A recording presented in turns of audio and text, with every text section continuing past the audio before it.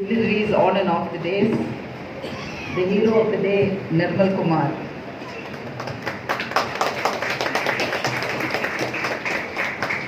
In fact, when Nirmal gave me this book, I was a little worried whether I'll have to sit and read the Constitution, because he said it was the Constitution.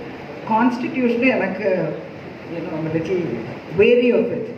But once I read the book, I really did enjoy reading it, because it's a very simple language with which he has written the book.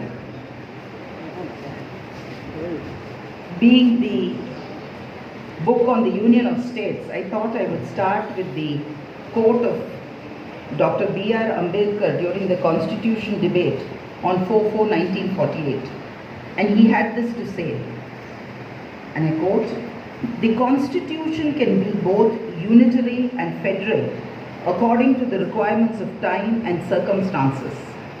In normal times, it is framed to work as a federal system." Unquote. I have been given the task of introducing the book to you. The author's introduction of the federal nature of our Constitution and the manner in which the courts have ensured the federal nature of the Constitution sets the tone for his painstaking work.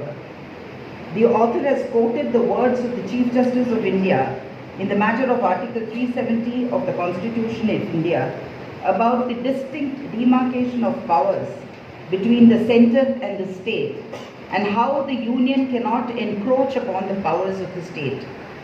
He has also discussed the role of the judiciary in ensuring that the union government and parliament do not encroach on the powers of the state to preserve the country's federal structure.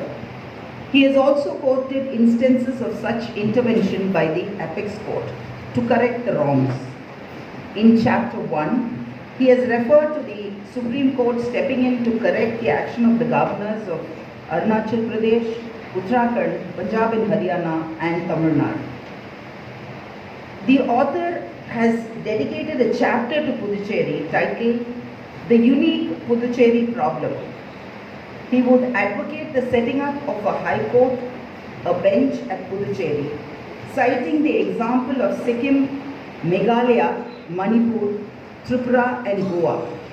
He has justified the request with statistics about cases pending. He has, in his next chapter, critically analyzed the revocation of Article 370 of the Constitution of India and conversion of the state into union territories, in his chapter titled "Demotion of State into Union Territories."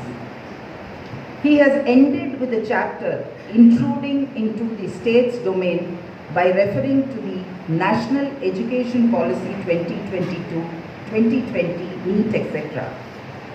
On the whole, the author has given his perspective on the evolving relationship between the centre and the states, and the Supreme Court of India and the other constitutional courts acting as sentinels to ensure the federal nature of our Constitution is be preserved.